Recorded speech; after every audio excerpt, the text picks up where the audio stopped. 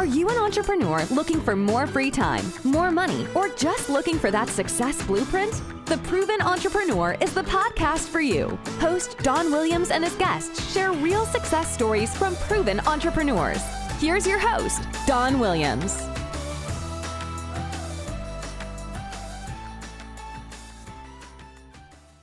Hey, Don Williams here with today's episode of the Proven Entrepreneur Show.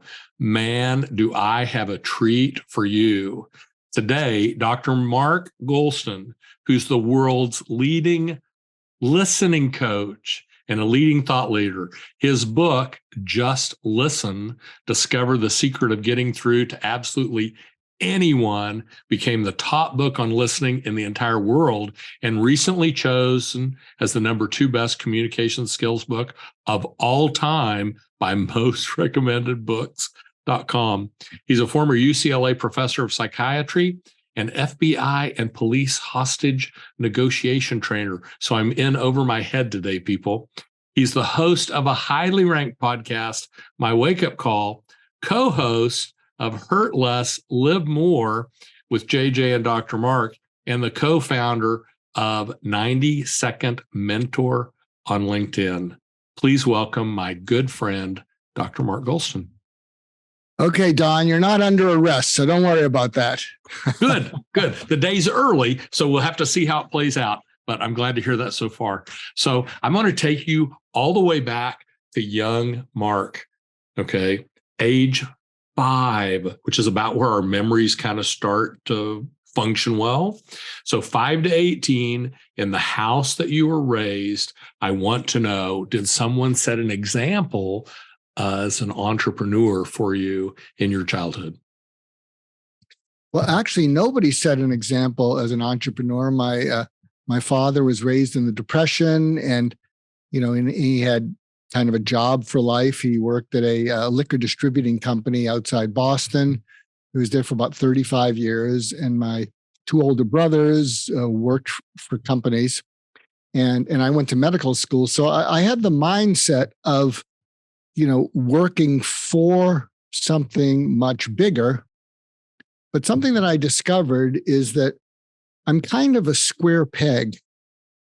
And every time I tried to fit into a round hole, it didn't work. I wasn't entirely rejected by the round holes, because it's only recently that I've occasionally flirted with being an a-hole because I hang out with entrepreneurs.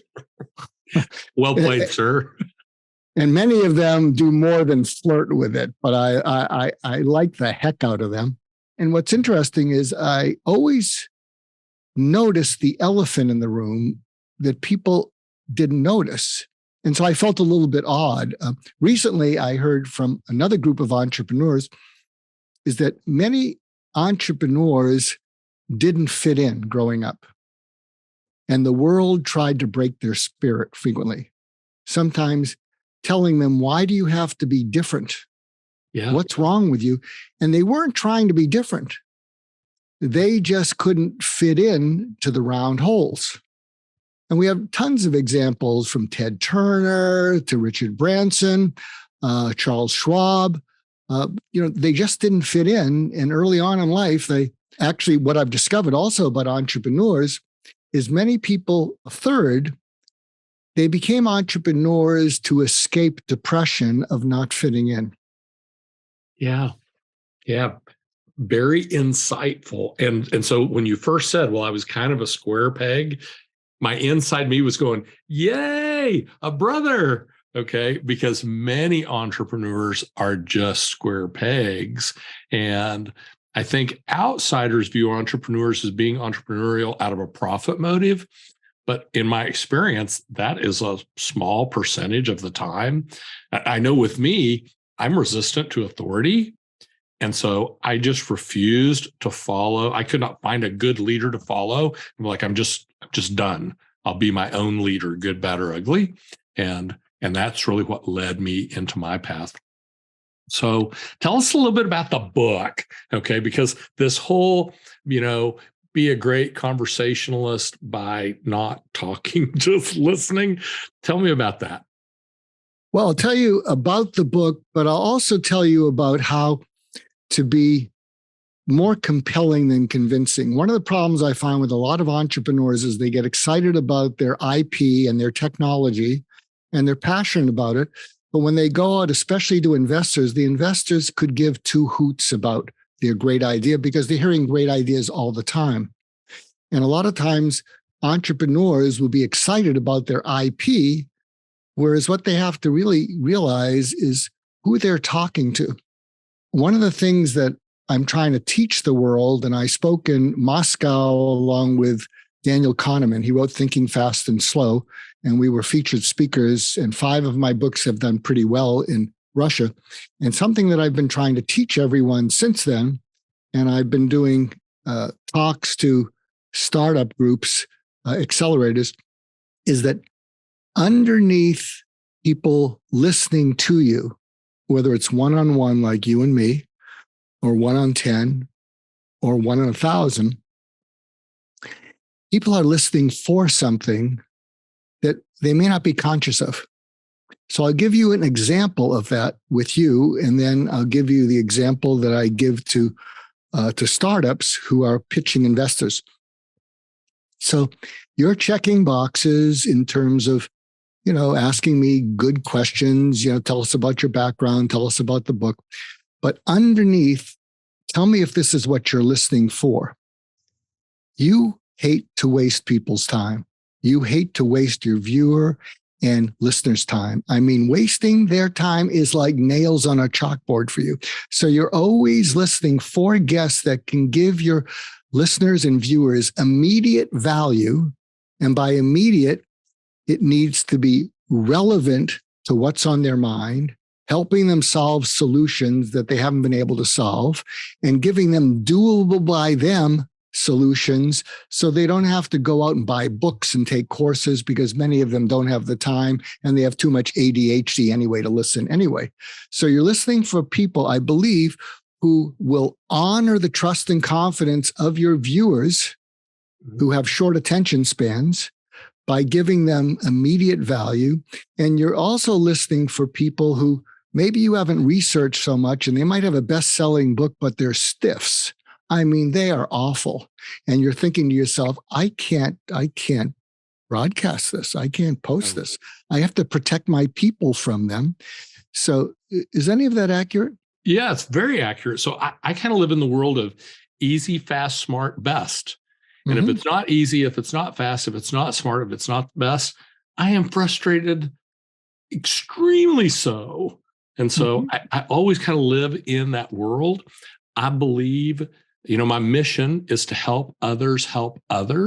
And so this podcast, my goal for this is to take non-entrepreneurs and encourage them to take an entrepreneurial step and to have entrepreneurs to take another step by learning from exceptional, proven entrepreneurs. I'm just kind of the Jiminy Cricket guide between my audience and my guests like yourself. So here's some tips for your audience that I hope will be practical. So your entrepreneur audience occasionally has to go out and get money and get money from people who may not be that interested in their IP.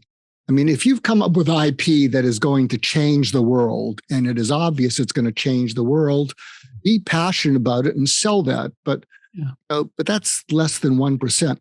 And so when I've been doing presentations to startups who need to get money, I say to them, do you ever start pitching investors and after 3 slides they smile and you think it's a yes?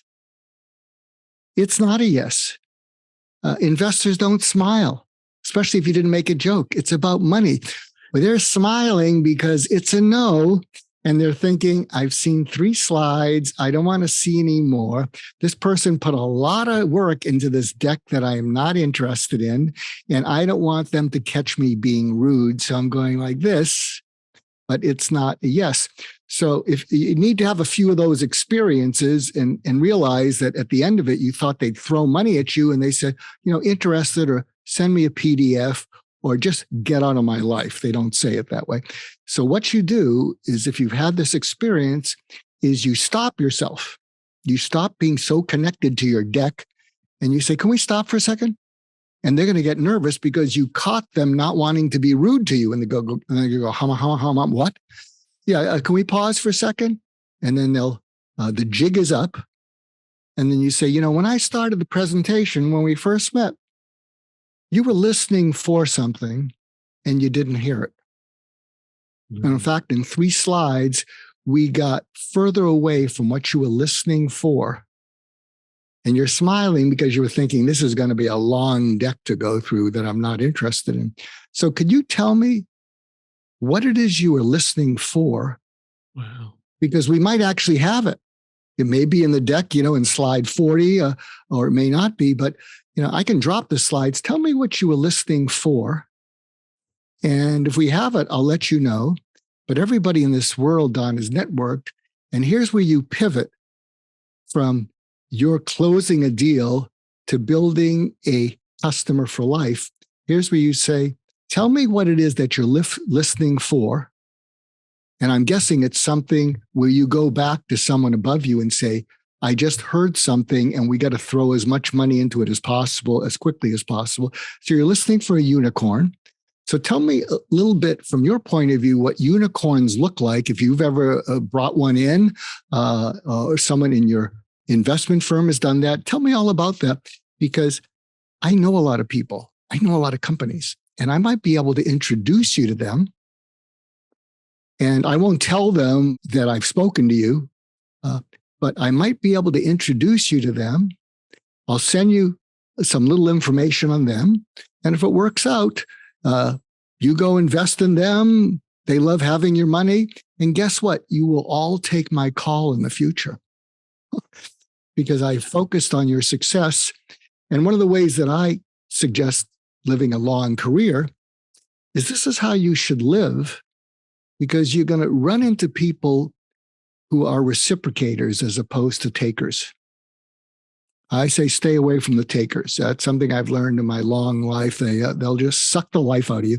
And what you want to do is lead with generosity that helps those investors or other people be successful and helps the people that you might introduce to them be successful. And what happens is if you do this enough, they're going to get together and they're going to say, we got to find out how to make Mark successful. He made this happen for us. You want to go drill down what Mark's really selling, or you want me to do it? But geez, he put this together for us. And so I always lead with generosity. I'm a little bit older now. I'm on the board of advisors of 8 companies because they all say, we've got to do something for you. All you focus on is getting us successful. And I say, well, send me the paperwork and I'll throw it away because I don't have a filing cabinet. Literally, I've downsized. And I said, you keep track of it. And, and if it makes money and a lot of money, you can give me a little bit of money and I don't care. And they say, we really mean it. If it makes money, you've just done too much for us. I say, look, I trust you and I'm not going to ask you for it. And it's built such goodwill, and some of them I think are flirting with, doing very well. And, but that's how I recommend being in the world. Does any of this make any sense to you? It does. And we're kind of brothers from other mothers. So I literally, in my consulting practice, I literally have what it's called a client defined payment form. And so it's not a web page that you go to and it says it's $10,000 or $20,000. It's a web page where you go and you define the amount that you're paying. Because I have clients where I share in the win, but I don't look at their P&L. I don't look at their deposits. I don't. If I didn't trust them, I couldn't do it. I wouldn't do it. I too think that everybody gives and takes, but some people take a disproportionate amount of the time, and those people should be avoided. But yeah, I literally have people who pay for services on a schedule that we've agreed to, but it's not. I don't really have a way to monitor, and nor am I concerned with that. And it's amazing when you associate with high quality people. High quality events happen. And when you associate with low quality, Yeah. People of less quality, maybe, less quality events happen. And I'm a big believer, the Go Giver book is, I don't think you can outgive the universe. My mission literally is to help others help others. And what I've found in 36 years of entrepreneurship, some wildly successful, a couple really stinker years. I mean, it hasn't all been great. Okay. And then you're probably the 150th interview on this little podcast thing I started, which is kind of blown up.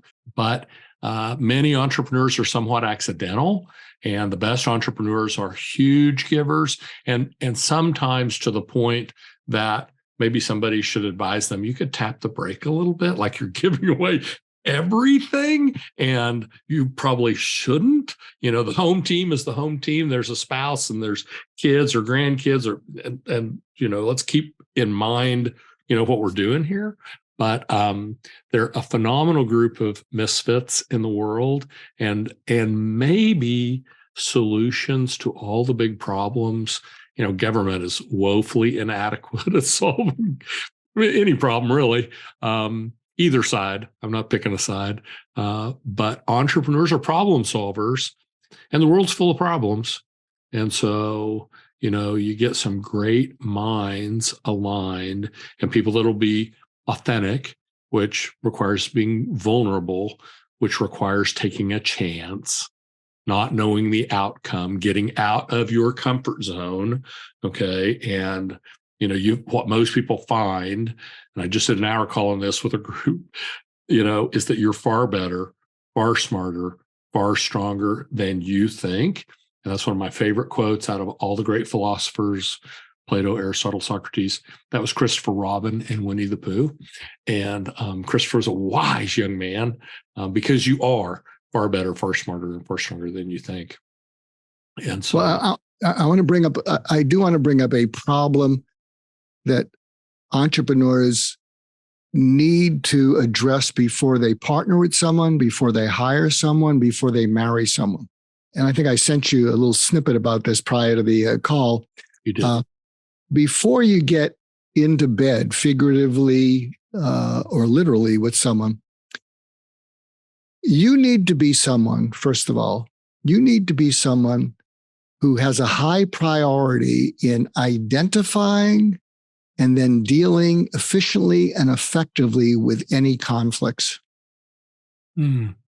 And that needs to be a high priority because conflicts will happen. And I've seen too many companies be brought to their knees because someone who is great technically, someone who may be a little bit on the spectrum, an engineer, they're not good with conflict. And they'll either get angry or they'll avoid it. And it can bring a company to its knees. And so one of the things you want to hire or marry for is you need to be someone who makes that a high priority. And you need to hire or marry someone who makes it a high priority. Because I'll tell you, if you're not good with conflict and you avoid it, and you're overly understanding of the other person, it's going to build up. You're going to gunny sack your frustration, and it's going to turn into resentment, and it's going to turn into burnout, and it's going to turn into actually avoid coming into the office because you can't stand to see this person that you've been so understanding with. Find that out. Ask them, and the way you bring it up is you could say, conflicts in life are inevitable, either between you and another person, two people that you're supervising are in conflict, or you in your own head. And they're just inevitable. So tell me about those kind of conflicts you've had in life and give me some examples. And then when I give you examples, find out the time it took between identifying it, thinking their way through it, and then taking action. And please listen to me. And you might say, oh, that's just a psychiatrist talking. And it is part of that background. But for 50 years, people came into me only because they had a conflict with another person.